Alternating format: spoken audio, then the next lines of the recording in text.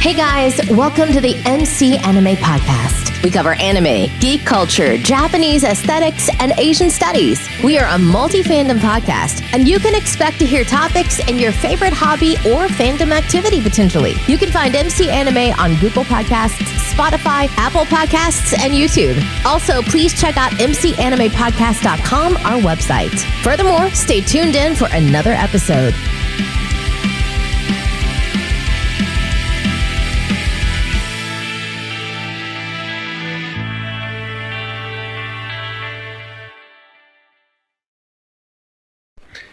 Hey everybody, welcome to another episode of MC Anime. I'm MC Anime, and I have a special guest with me today. I speak. Hey, what's up everybody? My name is Andrew Davis, and I'm happy to be here, and I'm super excited. And briefly discuss your particular business that you have. So I run a company called Pop Anime Comics, which is a website where I write about anime, comics, pop culture, and then I do two podcasts, and soon enough be three, where on my first show, Pop Anime Comics Lounge, I interview a lot of people in the voice acting world, the comic world, the wrestling world, and typically people who are what are known as industry professionals.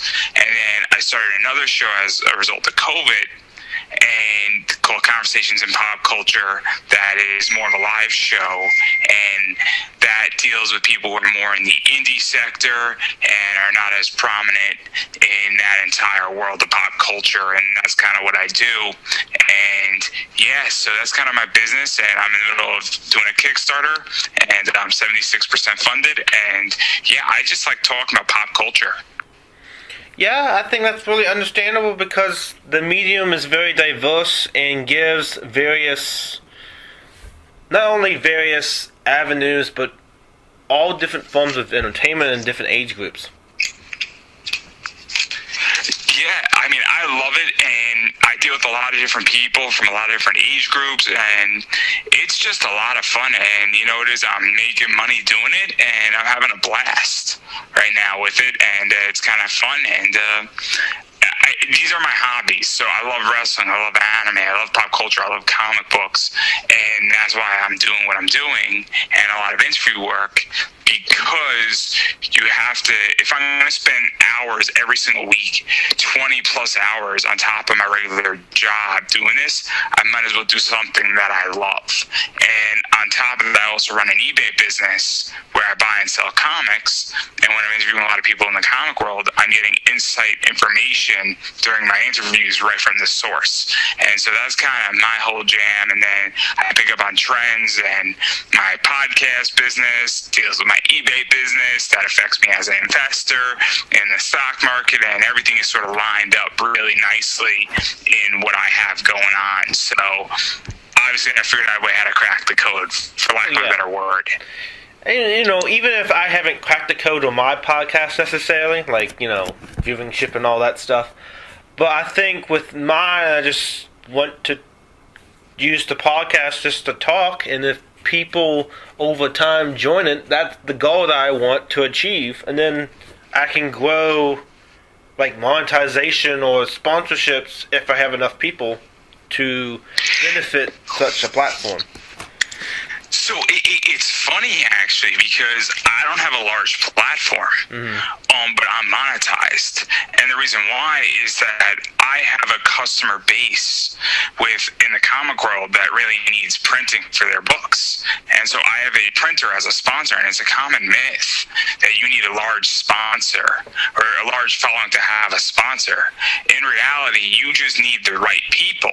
Yeah. So that's the whole thing, and I'm figuring that out right now. And what I've learned in the last, 6 months is that you just need a very small group of people to bring, your sponsor money. And I'm in a situation where my sponsor has large orders, and they're dealing with, $3 to $4 grand per order, versus a $100 order. And so I only need to bring my sponsor X amount of people because they're dealing with such large orders. And when somebody's ordering, $6-7 grand on a print run, my sponsor's paying me significantly less, and then I get a tax saying, hey, how do you have a 12x rate of return? Well, I have a 12x rate of return because I'm dealing with a high-end product. And that's something that people, I think, don't understand about that and how monetization works. But it's kind of cool, and it's a real crash course when you get involved in it. And apparently a lot of people have lied about having a big following, because that is not true. It's the right type of following. It's the right type of fans. Yeah. It's understanding that, I'm really big into metal cards. If somebody has a sponsor, I'm their customer, and then you have, hey, I got a limited 50 edition metal card, all of a sudden, which is just an item, all of a sudden I'm your customer, and I'm going to be a buyer of that item. So I just think that a lot of people have misconceptions about a lot of cool stuff out there. Yeah, I know, I don't really have, to have a sponsor, for me, I'll have to have just enough following to make that the sponsor gets paid, and then whatever percentage I would get from that. But I don't have that, I don't really have I barely have a following at all. So that's what I need to build with my particular podcast. See. I think that if you tapped on and knocked on enough doors, I think you'd get a sponsor. I really do. And I think that you would be able to, be monetized, and I think it would happen. And I think that, a lot of people just don't go for it. And I just asked. Well, there is monetizing routes that I have within the platforms I host on the podcast. So that is that route. Also, Podcorn is another one that, you can just ask for sponsorships, and they typically will give you the sponsorship. But with me, I really think, those avenues are great. I think probably the best avenue is getting to a licensing agreement, or a shop. If I can get in, open up a shop, that shop could be profitable, because there's always percentage and stuff like that. Yeah, no, I just had a private sponsorship, and that's kind of how I went about it, where I just reached out to a company, and I had a private, I reached out through an email, and that's how that was dealt with. So I didn't go through anybody as far as, any Podcorn or Anchor or anybody like that. I just reached out to a company and said, hey, I got this show. Are you interested in sponsoring? And that's how it started. And then that's what I've been doing with a lot of people. And it goes back and forth. And obviously sometimes you do better than other times. But I just reached out because my experience with Podcorn and a variety of other places is that I get no bites. And also, when I start explaining to my sponsor through a phone call or a Zoom call, I start making a real case on them, and I start making a real, saying, hey, this is what we're doing, this is where we're going, this is the direction I'm in. And because I technically am not, with my show, on a podcast format, and that's a whole different ball game once you get into that, because my other show, Pop Anime Comics Lounge, has almost 150,000 downloads with no marketing put into it. So, and that is not monetized yet, and almost every episode has 8 to 1,000 plays. And so that should give an idea, 800 to 1,000 plays. So that's all I'm going to say. But, obviously this is a whole big thing. I teach how to podcast. So if somebody wants to learn how to podcast, it's on my Kickstarter, $50.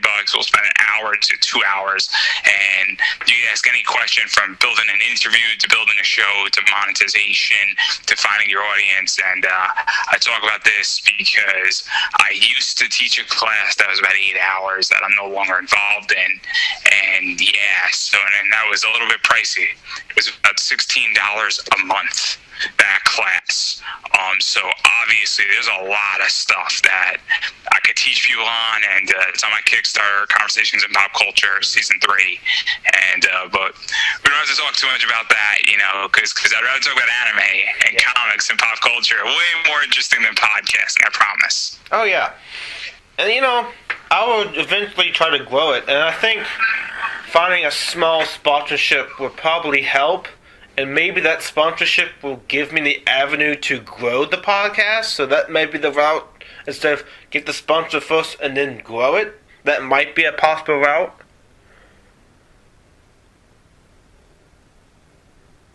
So So I mean, as far as for me, I have been doing my show for obviously, you know. Before I got my sponsor, I was doing it for about a year and a half, and I was proving the concept. And also, my other show was about 7 years before that, so I have a little bit of a track record.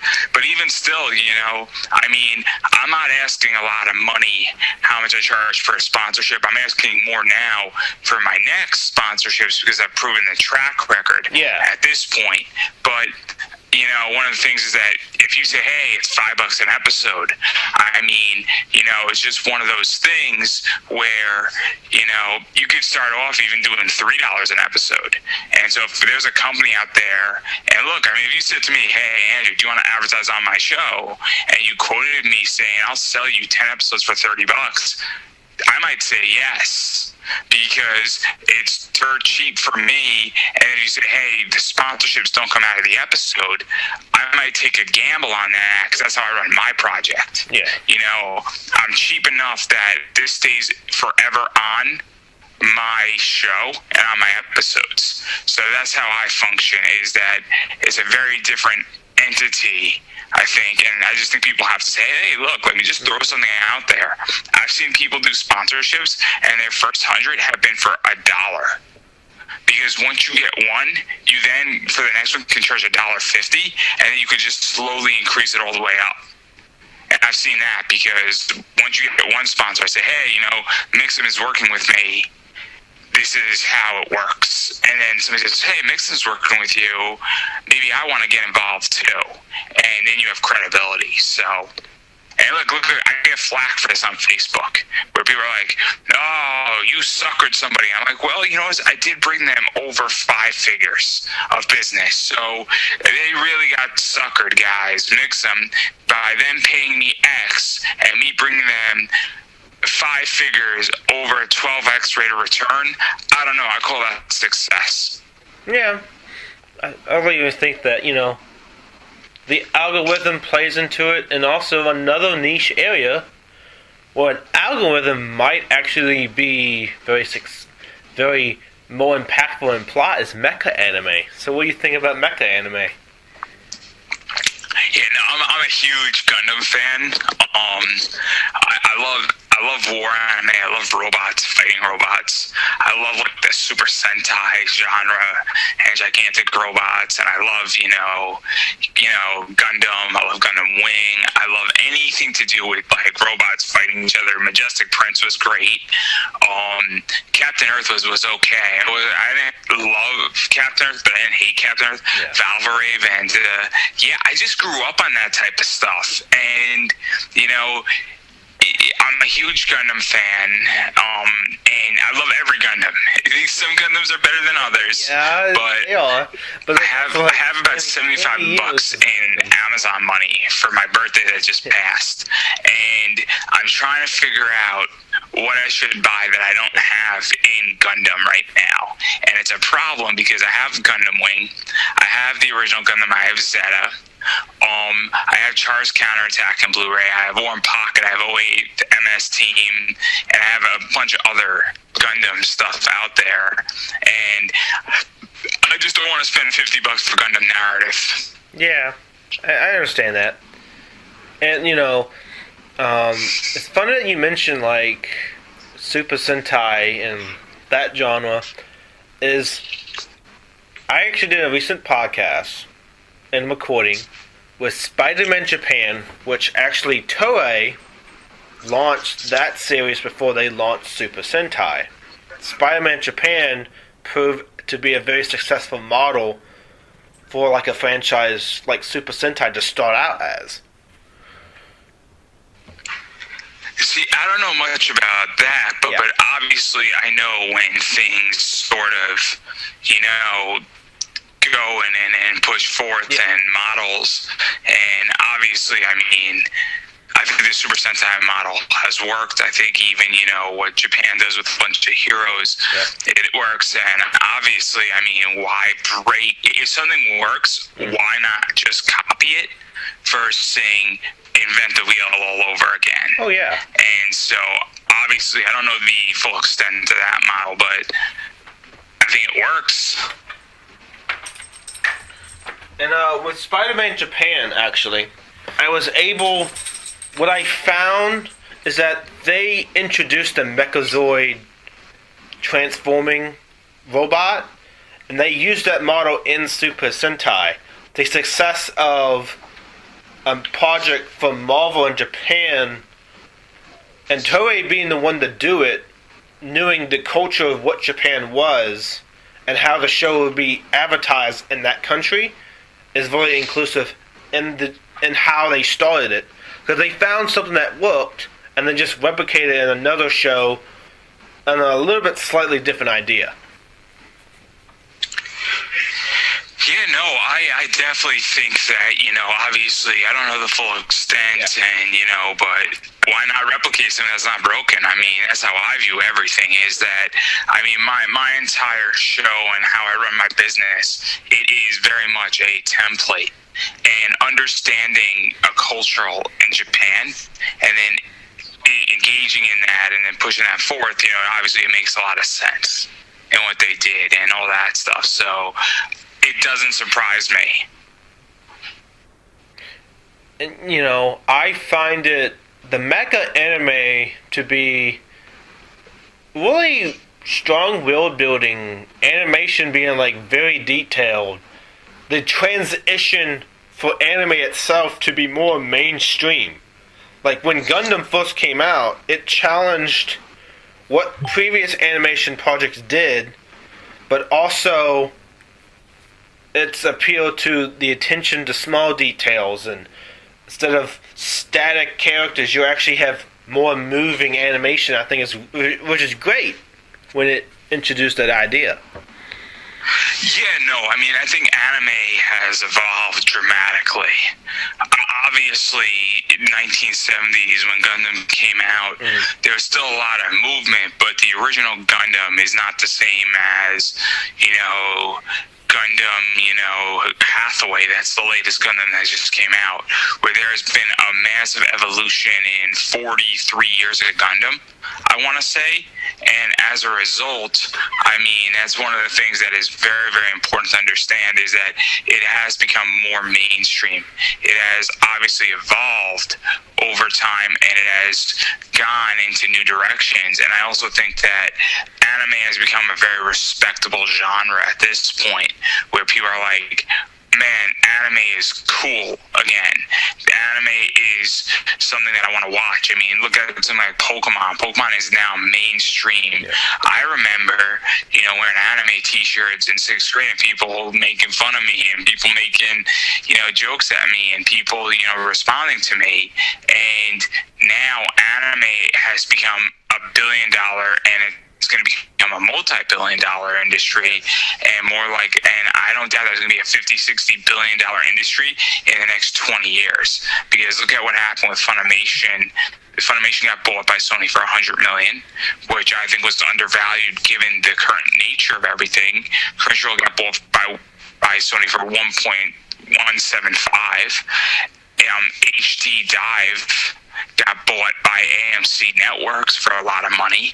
We don't know the full extent of that deal, and I'm sure we're going to get it, because obviously AMC Networks is a publicly traded company, and there's a variety of other things that are getting bought, and clearly it's a big business at this point. And so all the nerds, all the anime, all the otaku kids, all these big massive corporations are buying anime streaming services, production companies, distributors, because there's real money in it, because it's now become mainstream. Yep.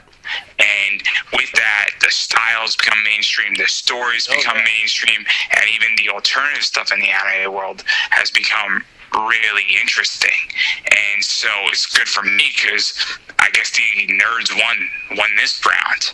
Because as a nerd and as an anime guy watching in 4th grade and being a little bit offbeat and all throughout high school, and people going, oh, nobody was teasing me too much, but people were looking at me weird, and now we run it. All the stuff that I was like, all the old manga I have of like all the stuff that you can't find now is worth real money. And so, it's good to be an anime fan. It's good to be that. And fast forward, 20 years later, all the anime comic kids are running shop right now and are making bank on their collectibles. And you think of the funny part, it being mainstream in the focus of shows being bought, studios being accessible, catalog online streaming, all of that is very successful into the starting up of anime being more mainstream. It not only influences the people who make it, the studios who run it, but also the websites that stream it. So, if you have a large streaming audience watching this particular anime, it's booming in Japan, that similar popularity wave could take forward in like another country like the United States. But when you get introduced in the algorithm, anime being to a global audience, take a company like Netflix. They have over 192 countries where they individually dub and subtitle their episodes of the anime they have. They're launching this original anime business model, and they're dubbing in native languages where they'll... I'll one-up you. Sorry to interrupt. I'll one-up you with Crunchyroll. Oh, yeah. So what happens with Crunchyroll is that, and it's a step away from Netflix, what Crunchyroll does is that they take it, it airs in Japan, an hour later it's in the US in subtitles. So English easy. So right then and there, you're taking something that just aired in Japan and people in America are seeing it an hour later. So if Attack on Titan comes out at 2 o'clock in Japan or 8 o'clock, and then you factor in the time difference, it's going to hit the US at 3:30 by Crunchyroll. So immediately we're getting a subtitled position. Now, where that gets really fun is then Crunchyroll has subtitles a little bit later, and sometimes instantly, in Portuguese, in Spanish, in France, and all of a sudden, we're not even talking about dubbing anymore. Oh, yeah. We're talking about subtitles. So we're talking about the lowest hanging fruit. And I think Netflix, you could do the same thing. And I would imagine they do that pretty efficiently. Then you get into things like where it's dubbing, where there's an English dub, a Portuguese dub, and now all of a sudden you're going into a whole new segment where maybe nobody in Argentina has ever seen Attack on Titan before, and now it's in their language. Yeah. And now all of a sudden they're watching it. It's an untapped market. There's a video by Mr. Beast, and he just pretty much started dubbing and getting all of his stuff translated and a gamer channel into a language in a foreign country. And what wound up happening is that he got like 1.5 million subscribers on his brand new channel that's just recycled content that's language accessible. So there is this global audience where my show is only in English. Imagine if I could get my show in Japanese. Now I'm going to be hitting a whole different market, and my algorithm is going to change. And what I would do is I would create the Japanese channel, Pop Anime Comics Japan subtitle channel if I could dub my entire thing in Japanese. And now I just opened up a whole new market where the content hasn't changed, it's just been dubbed. And it's very interesting what's going on with that. Oh, yeah. And it's a big business, and obviously I watch all my anime in Japanese, and I watch it subtitled, unless there's an English version of it, but it's very rare that I watch a show in English. Yeah.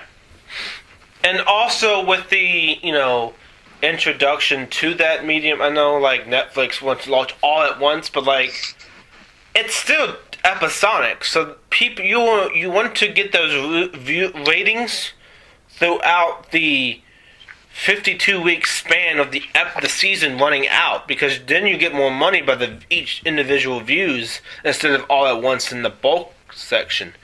And I think with Netflix actually has lots of Gundam and it has a good catalog. It's not really what compared to what other catalogs have.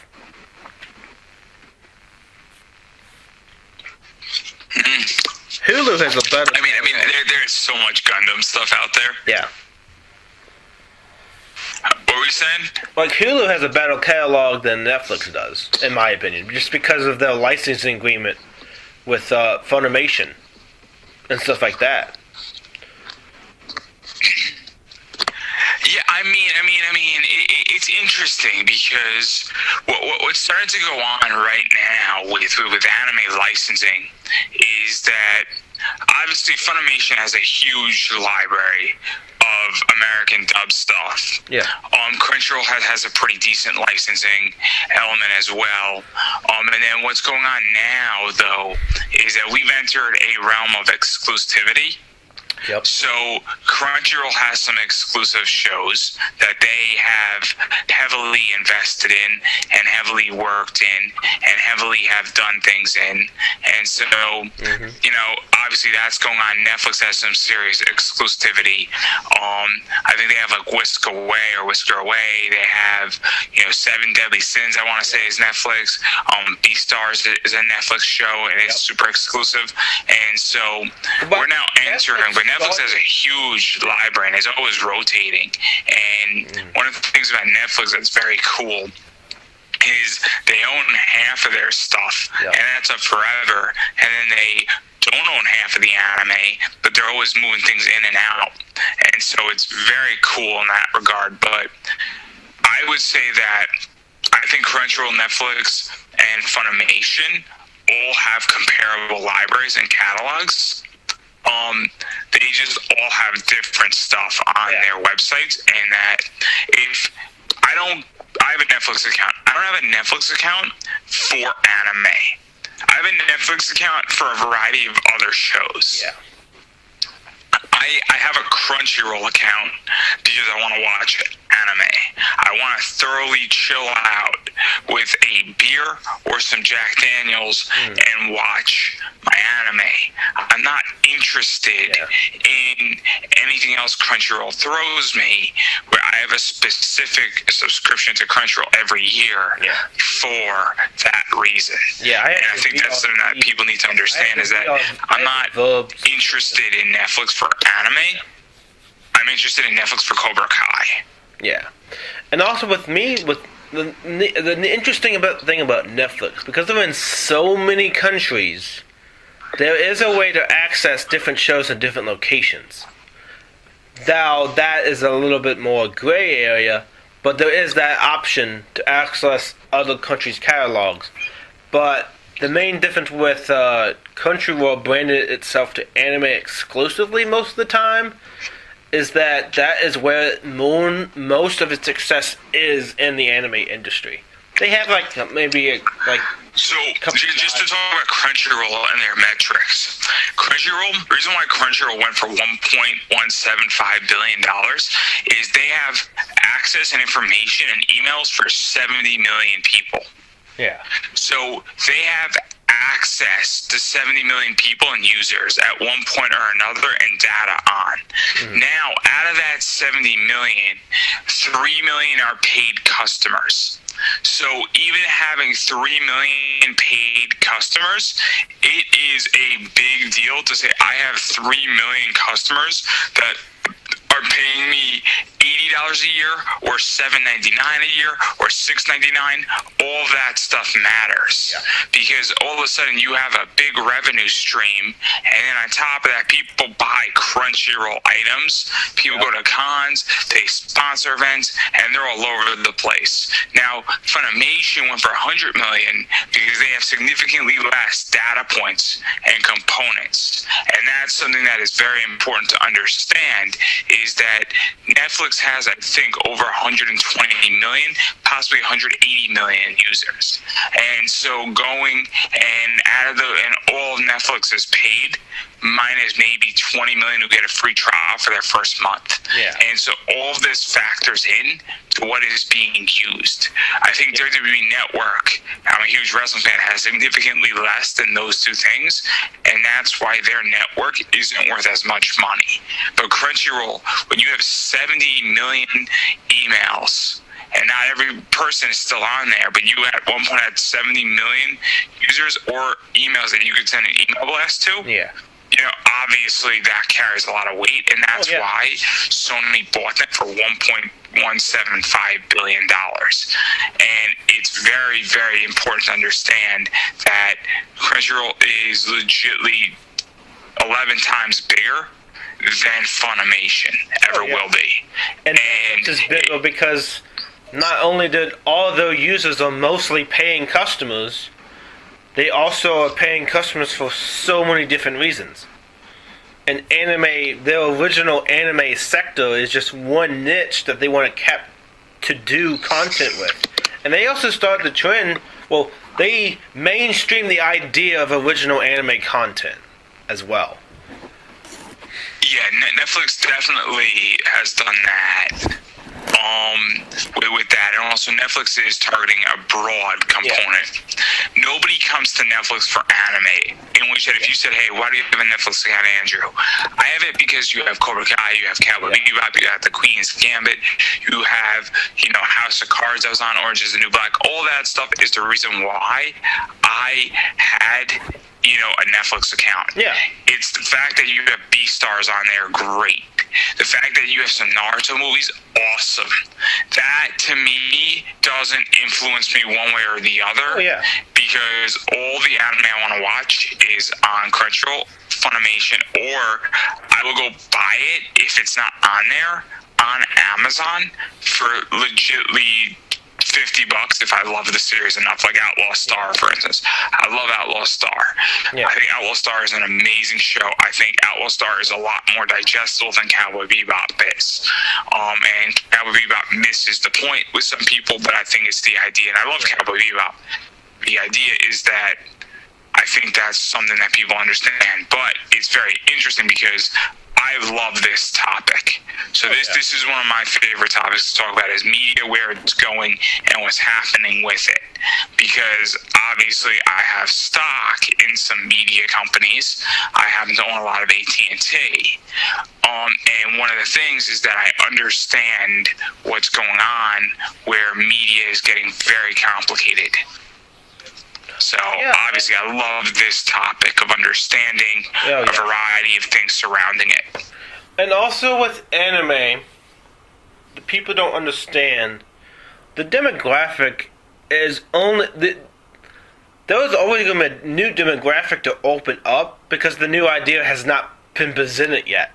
So there's still that new idea for change and how much you can do, not only the idea generation, but also the new concepts, or running the similar trends of other shows, or just making your own, making whatever content you create. There's going to be an audience for it. Now, how much of an audience is dependent on many factors. One is the demographic. If you target the wrong demographic, then you might lose sales because the main source of targeting of advertising is not being spent here when it should be spent here. Also, another thing to consider is integration.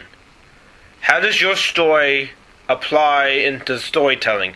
Does the world building match what the story tells you? The scenes is there like continuity there? Does it make sense? Now, if it doesn't make sense, what is your edge for the entertainment? Like Gintama, for example, it has a story, but it's very all over the place. It's nonsensical. But the reason why that nonsensical nature does really well is because of the comedy aspect. The comedy there, with the parodies of other intellectual properties, is just crazy enough for that show to have, and to actually do really well because of unique factors like that. And to me, I feel like individual factors to determine anime success is across the board what you can do with it. Yeah, I think that's a part of it. I also think it's the idea of how much marketing is put into it. I also think that, some concepts are easier than others to explain, and also some stories are just written better. It goes down to really, I think, what is. I'll give a great example. A Pirate Princess Fena. That show was a disaster. Yep.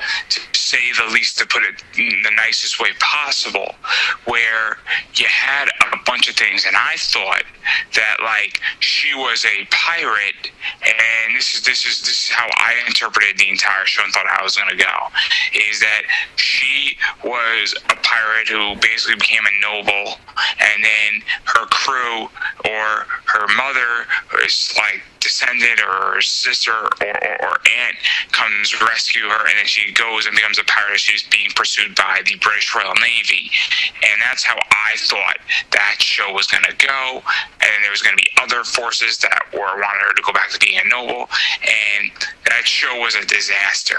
It had nothing to do with pirates. It was a horrible name for it, and if they gave me a different name for the show, I would have had a different expectation. Yep. And I think that's also part of it, where that show was a disaster. It made no sense whatsoever, and legitimately we abandoned the pirate theme 2 episodes in, and I'm like, what are we doing here?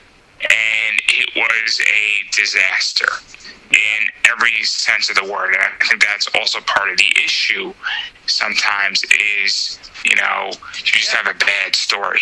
It's also, and no matter what you do, the story's bad. Well, it's also smaller projects. Sometimes smaller projects can do really well if done right. But they have a disadvantage when compared to larger projects, because they don't have the funding.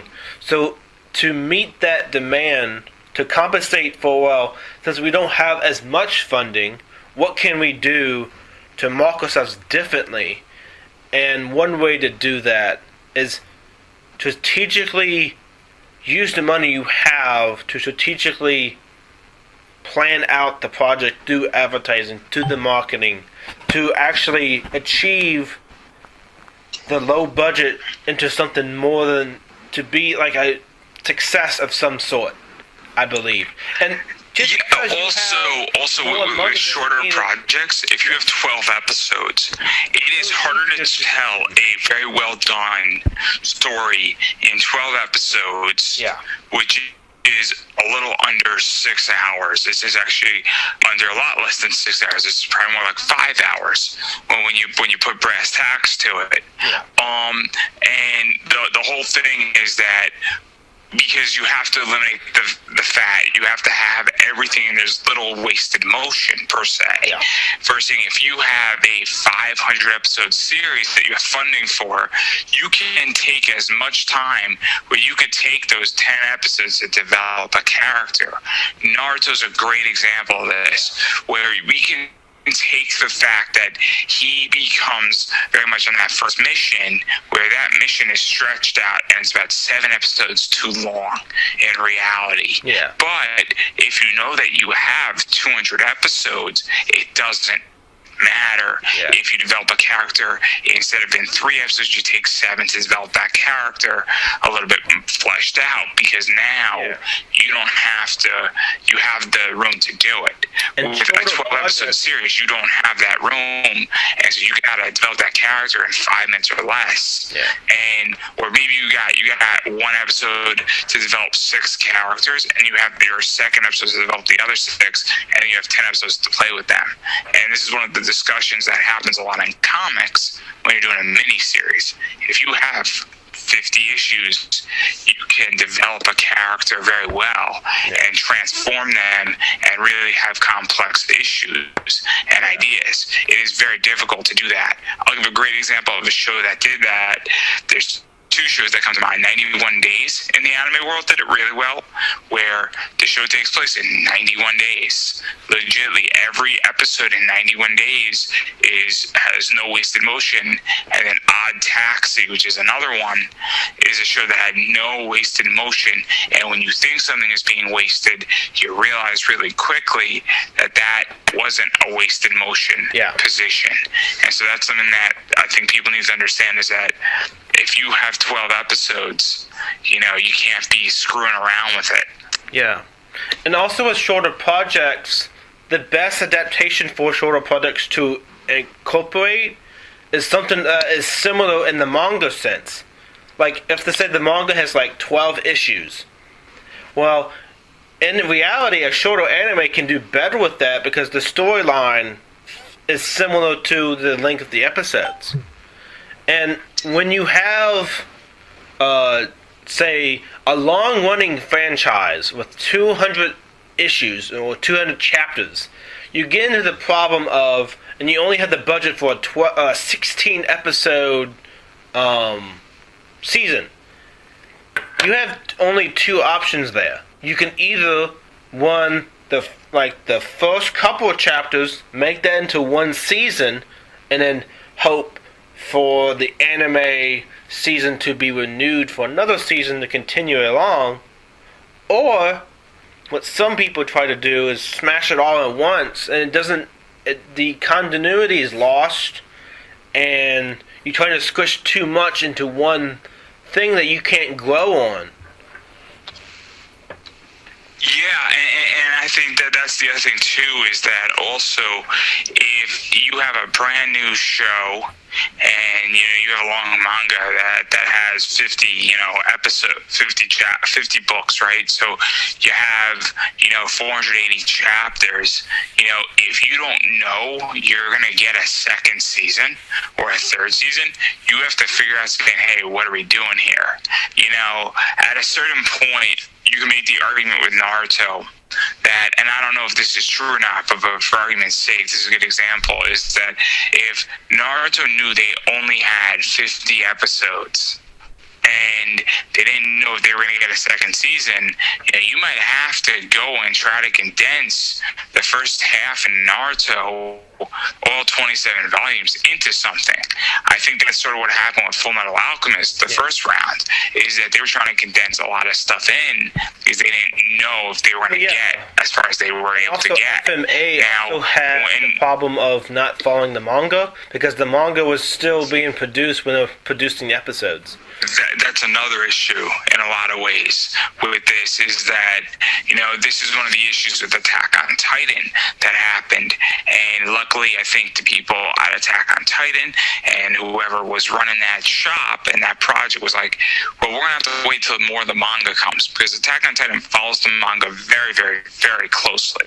So one of the things that I think is very important to understand is that, what I'm saying is that if you don't know you're going to get a second season, you have to figure out a way. Either you're going to follow it, or you're going to condense it, or you're going to have an adaptation. Because when so with Naruto, at a certain point, they knew they were going to have funding for the rest of however they want to do it, and then they could take their time. And so when you have money, it makes it easier to run something because you have the funding to do it, and then you almost work backwards. One Piece is a great example of this. It doesn't matter anymore. One Piece is beyond profitable, so they know that they can do 48 episodes a year or 36 episodes a year, and that's a season. And then they can take their time because they're going to get season 21, 22, 23. Now, where it gets interesting, and what we were speaking about with Fullmetal Alchemist, is that the anime world is tricky, where sometimes a manga isn't done yet, and then what do you do to produce the anime? Look at Game of Thrones.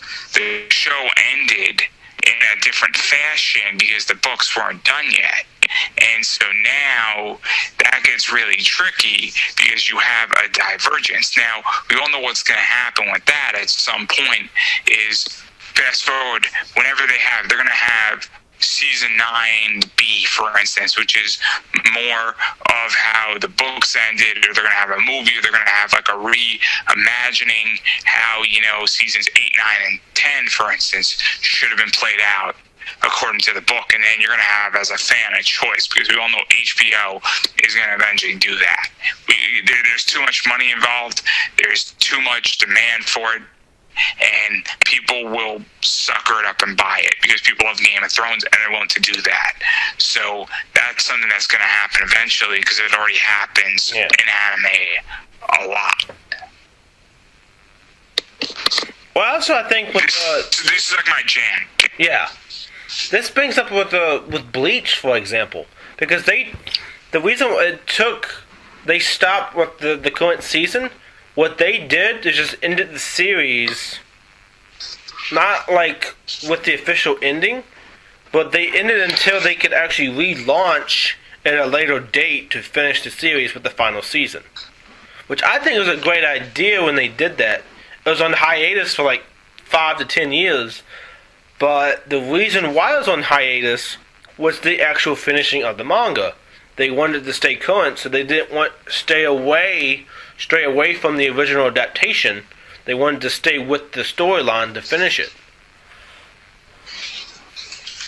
Yeah, no, I think it makes sense to some degree. I also think that at a certain point there also gets to be too much money, and also, you know, things are complicated. Also, demand for stuff changes, ideas change. It's kind of like if your show is sort of falling out of popularity, or even the concept of your show is in a rough position, you know, all that stuff, maybe going on a 2, 3, 4 year hiatus is not such a bad idea.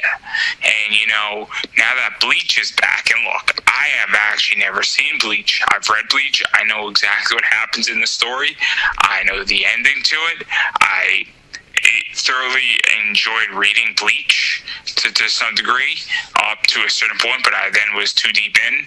But that's the idea, is that, you know, I don't think it's a bad idea. And also, you know what is what happens in society is that, and happened during 2020, is that Avatar: The Last Airbender came out on Netflix. Everybody's home, and it was like the #1 show in the United States because people were watching it who are my age, and maybe you have a kid and he's 5, and now you're watching it with your kid. And then Korra 2 weeks later came out, and now you're tearing through it because you're home, your kid's home, there's nothing to do, and you're watching 2, 3, 4 episodes of a show that is very much family friendly and a great show, and then it spawned a whole new generation of, you know, people who are interested in Avatar: The Last Airbender, and a variety of other things happen. So obviously that's something that I think happens, and that very much could happen with Bleach, where people are home and I'm 29, and so people might be saying, hey, look, I grew up watching Bleach, and why wouldn't I now want, if I have a kid, you know, I think Bleach is a relatively safe show. It's not that ridiculous.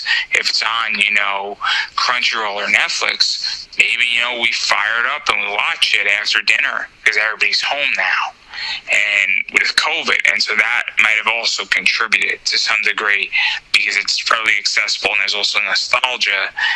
And I don't know about you, but my parents showed me stuff they were watching when they were growing up, and there's a nostalgic element to it. So obviously, and I'm probably going to do the same thing, where when I have kids, I'm going to be showing my kids all the animes I watched at certain ages. Like, me and my kids, when I have kids, are going to watch Avatar: The Last Airbender.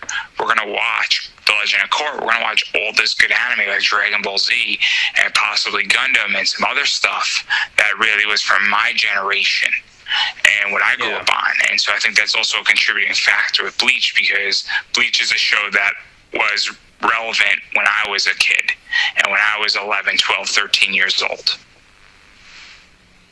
True. I really, honestly, with everything going on, there's so many routes you can take with anime. Like, in the anime world, I don't really feel like it's like a big problem when you have creative differences, because you can eventually talk about those creative differences or not have the project at all. While in the movie world, they just don't care that you have those creative differences, and they will just get rid of you and get someone else that will agree with their ideas. And I don't think anime has... Well, I think anime more has, like, the cooperation aspect than what movies have. Maybe. I mean, you know, I think that, you know, in the anime world, I think that, you know, at this stage, projects happen because people need content and... Excuse me. Oh, I'm sorry. I think you know people have creative differences, but I also think that with a lot of anime, a lot of animes have a source material called the manga, and obviously it's referred back to it, and so I think that also helps a lot versus with movies, where movies in many fashions do not have source material beyond a screenplay or a concept. And while that is changing, a variety of things really are, the movie is the original source material. And while things like get optioned and things get optioned in a lot of ways from comic books, that is still very much rare. I mean, you can't sit here and tell me that, you know, Shang-Chi, while it was based off the comic, that is a very original source material. The Eternals just came out on Disney. You know, it's very much a source material. It's not source material minus the characters, where a lot of that stuff and elements of it are taken from comics and a lot of the Eternal comics, but it's also the idea that there is, you know, it is sort of original, where in anime, and even if there are creative differences, I feel like there's still the manga that has to have some connection to it for marketing purposes, how to sell something. And also, the last thing a studio really wants is horrific backlash and people getting really pissed at that studio for doing something, because then that hurts everybody, including the creator of that project. So, and of the manga, it hurts sales, and then you really have a hard time packaging everything together, and it becomes a marketing snafu. Mm-hmm. Yeah, I really think that the strategic side to the marketing really impacts what is successful, what's not.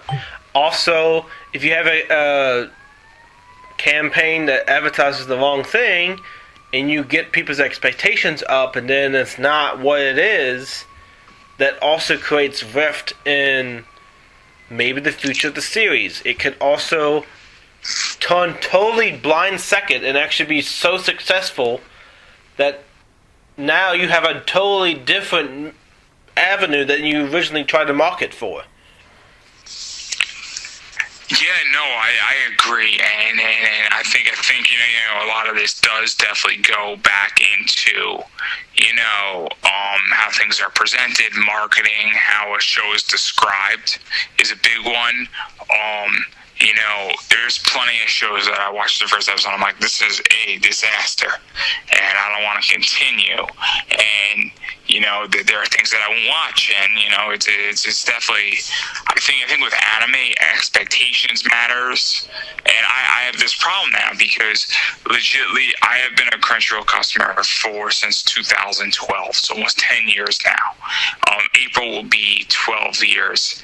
And one of the problems that I have as an individual is that I have watched a lot of things on Crunchyroll, and I've watched a lot of good anime, and I am now running out of things to watch in the anime world, where I haven't seen everything, but there's certain things I just can't get into. And I've seen things like Code Geass, and it's because I'm looking for certain expectations.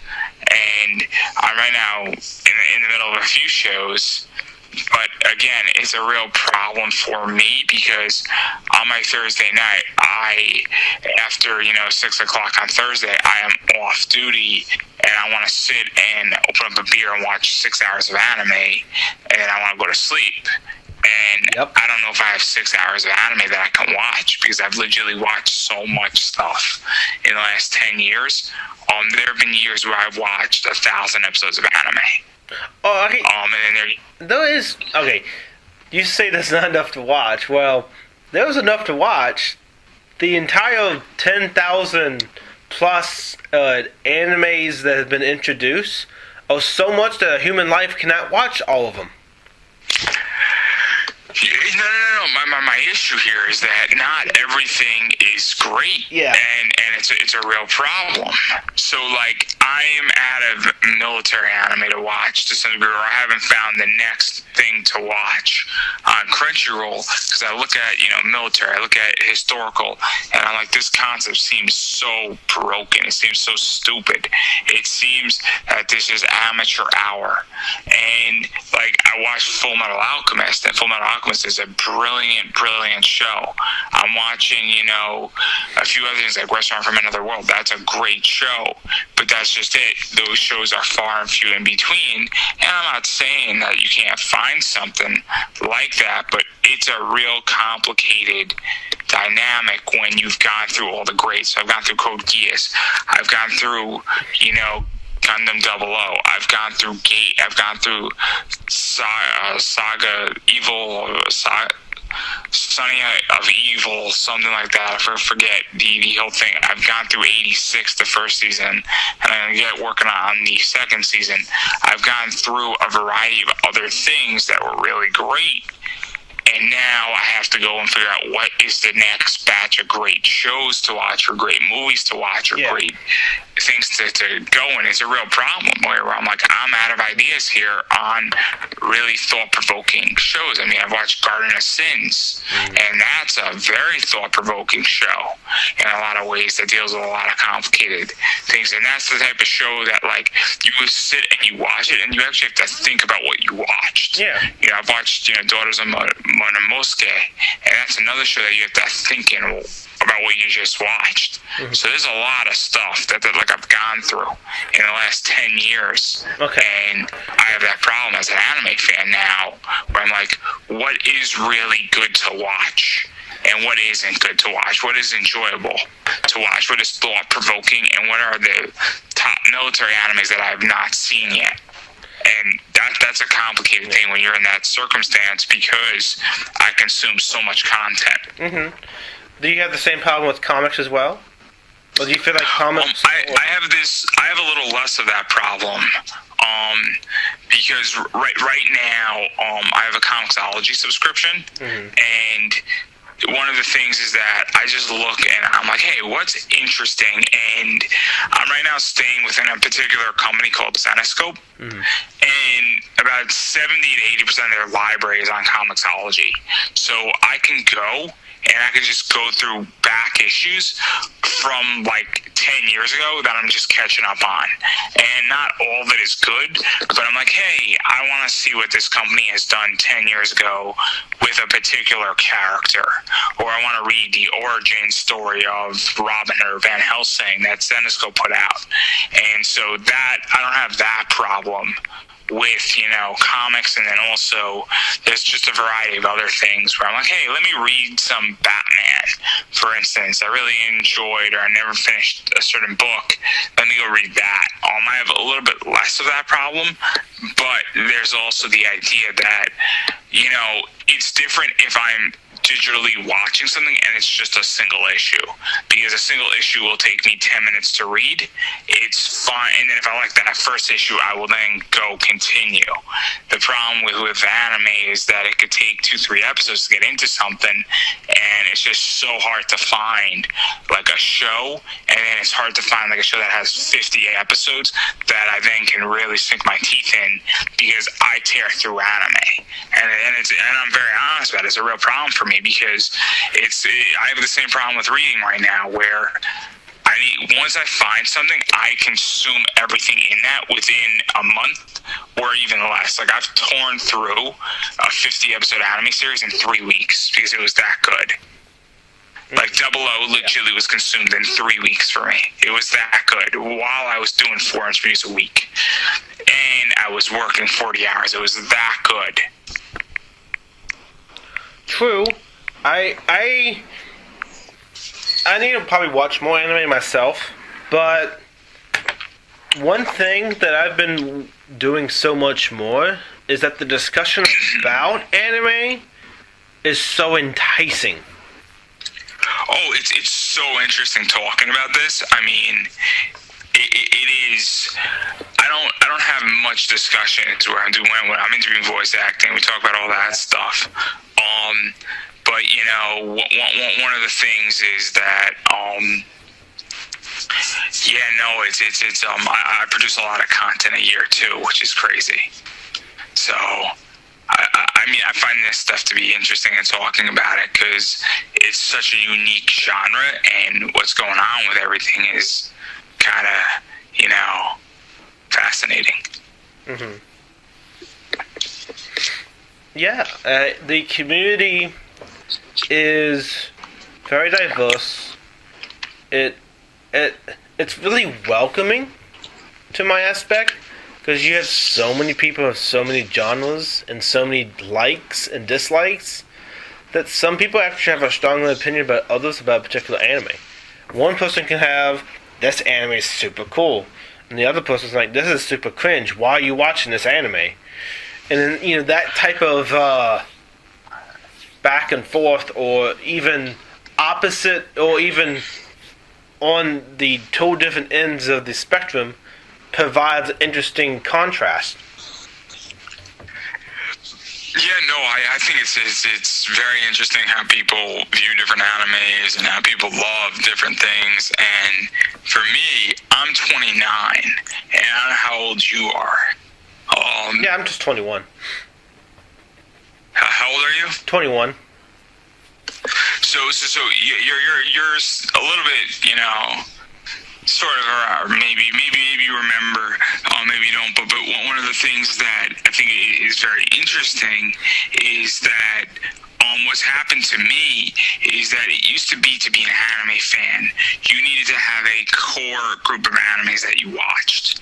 And when you went to a con, there was a core group. So you needed to know Fullmetal Alchemist, you needed to know Dragon Ball Z, you needed to know Sailor Moon, Code Geass, Gundam 00, you know, Cowboy Bebop, you know, Naruto, possibly Bleach, One Piece. You need to know like 10 out of the 15. And now what's happened is that to be an anime fan, to be almost like an anime card holder.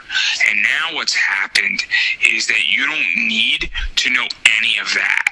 Where you can be just into all these obscure shows, and that it doesn't matter if you don't know One Piece, you don't know Naruto, you don't know Cowboy Bebop, you don't know the basics, you don't know Code Geass. Like, it used to be that if you went to an anime con and you weren't watching Code Geass, nobody kicked you out of the con, but there was a lack of respect given to people. If you didn't know Fullmetal Alchemist Brotherhood, there's a lack of respect given. And so that's something that has changed dramatically in the anime world, where I've been and I'm, you know, at a con and people have never seen Cowboy Bebop. People have not watched Naruto. People have not watched Code Geass. And I'm like, this is really good anime. Maybe not Naruto, but Cowboy Bebop's a classic. Somebody's never seen Gundam before. Any of them. And it's very eye-awakening because I'm from the generation, and this old school generation, that people had a classic understanding, really from 2000s to 2010, and had a basis understanding. Yu Yu Hakusho is another one where people watch that, and that has significantly changed, where there is no core competency in anime that you need to consume, and that has become a very different thing, and that is very fascinating to me. And then furthermore, I have a very interesting expertise because I used to do a lot of anime panels. And I talk about the golden age of anime with Osamu Tezuka, so I go back to Astro Boy, Princess Sapphire, Blackjack, and you know, there's a variety of others, the Phoenix and several others, and that's something that I think that also, when I do that panel, I get people who know that stuff, I get people who don't, and there's a lost generation that people don't know what Astro Boy is, and who Blackjack is, and who Tezuka is, and even the foundation, and all the way going up through Leiji Matsumoto and Satoshi Kon and a variety of other directors and Oshii, and it creates a very interesting discussion when people don't know this. I mean, I have, modern directors. I do a panel called Modern Directors Who Are Not Miyazaki, and I talk about some of these people, and then I also am planning to build out another panel with legendary directors who are not Miyazaki. Oh, yeah. And there's a lack of information in this community with all these new fans, and the saying is that if you don't know your history or your basis, you're doomed to repeat it, and you're also doomed to miss a lot of information, because with somebody that Oshii does, who did Ghost in Shell, I mean, you have to look at directors like Hosoda and Shinkai, and that's their basis, and it's very interesting when we really dive into stuff like that. So I think it's a very fascinating position for me, because I'm 29. I'm not that old. Yeah. But there's a massive difference between the 18-year-olds who are going to cons and me as a 29-year-old. And I just recently turned 29, and we're talking an 11-year gap, and it is literally should be 100. Because there's such a difference in education and understanding, and maybe I'm a freak at this, maybe I'm the odd one out, but I understand a lot of history about anime. Yeah. I understand the fundamentals, and that's what's lacking in this community in a lot of ways. And with me, the reason why I know about Astro Boy and all these different directors is that at first, before I even launched the podcast, I was a blogger. So I'll be reading on so many different subjects that I knew all this, I did the history of anime, so I did all this, then I did this. So, those different factors that I was exposed to that typical anime fans don't necessarily always have, because I was a blogger at first. MC Anime was a blog. And then I transitioned that blog, because I didn't have the time anymore, and I wasn't making anything off of it, to a live stream. That live stream now became the podcast. So that transition from me finding the format I really like is the podcast. No. I started out as a website, and then what wound up happening is that I then became, obviously a podcast, a second podcast, and that's how I started. And obviously I was doing panels, and I was just interested in the history element of it. Yeah. And I think that that's something that, people really didn't understand and haven't realized is that, and there's a lack of history with it. And I think it's a real shame that's missed, because I think a lot of people, if they actually knew the history, they understood the history, I think that they would get a lot more out of anime and comics and pop culture. And it's unfortunate where, but again, people are always shocked, and I'm like, hey, some of the best anime was during the 1980s. Oh, yeah. I mean, so some of the best stuff ever produced is like Princess Sapphire. Blackjack is great. Actually, Blackjack was produced in 2004, but even still, and I think a lot of people miss a lot of that good stuff. I mean, the 80s were bitching, man. I make this joke with my friends. I say, what would you rather have? Would you rather 2010 to 2020 or 1980 to 1990? And my friend's like, well, all this stuff came out in the 1980s. That's great. But all this stuff did come out in 2010 to 2020 in the last 10 years. Yep. But I know which side I'm on. I mean, I would pick the 1980s over any other genre just because of the amount of good stuff that came out in cartoons and anime during the 80s. Far outbeats 2010 to 2020, and that means I'm giving a Brotherhood and Attack on Titan, and those shows are amazing, but that's how good the 1980s were as far as anime, comics, pop culture. Yeah. I mean, Gundam Zeta was in the 1980s. I mean, Gundam Zeta is arguably the greatest Gundam ever. It is unbelievably good, and it is a ballad on war. Yep. And it's one of the best shows you could ever watch. Well, I think this is a good transition for the closing of the episode. We discussed a lot. funny enough, how I'm going to call this episode, because it's particularly challenging. Sorry. You should just call it "I'm sorry, everybody. I'm sorry." That's the episode right there. I'm sorry, and you just leave it at that. It'll probably be your highest rated episode ever. Who knows? It might be. But I'm sorry, everybody. You just leave it at ... and then that's all you leave it as. And I think you'll get so many views, and it'll be great. Yeah, and that concludes this episode. If introduce your name again, if people that didn't see it. So my name's Andrew Davis. I'm Pop Anime Comics. Yeah, pretty much. I'll just shoot myself and promote myself real quick. Obviously, I can be found Pop Anime Comics on YouTube, Pop Anime Comics on Facebook. I do have Kickstarter running, so I do appreciate everybody supporting, and you can get a guest spot if you produce a comic, you're a voice actor, wrestler. I have metal cards, which are super cool. I have postcards. I have other rewards and pledges, and we're 76% funded.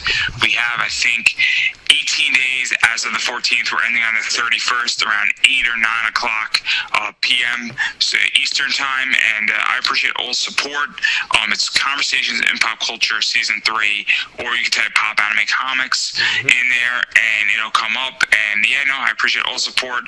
But more importantly, I know money's tight for everybody. I just appreciate people listening to my show, people checking me out. I do anywhere from 4 to 6 interviews a week on YouTube, Facebook, Twitch, and this will eventually be coming into a podcast under Conversations in Pop Culture.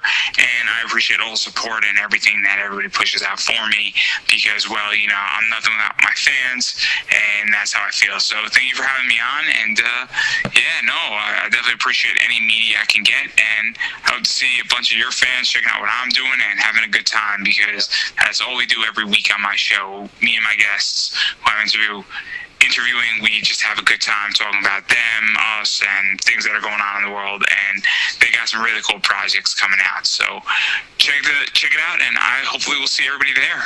Okay, thank you. This concludes the episode, and I'll be back with another episode coming up. You'll be surprised what it'll be. Thank you so much.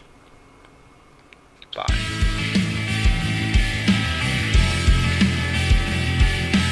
This concludes another episode of MC Anime Podcast. MC Anime Podcast is available on podcast directories like Google Podcasts, Apple Podcasts, Spotify, iHeartRadio, and YouTube. We also have our website at mcanimepodcast.com. If you want to directly support us, then follow Patreon blog MC Anime. Finally, if you want services for hire, then we're available on Fiverr for audio and video production, graphic design, idea consulting, and blog and article writing.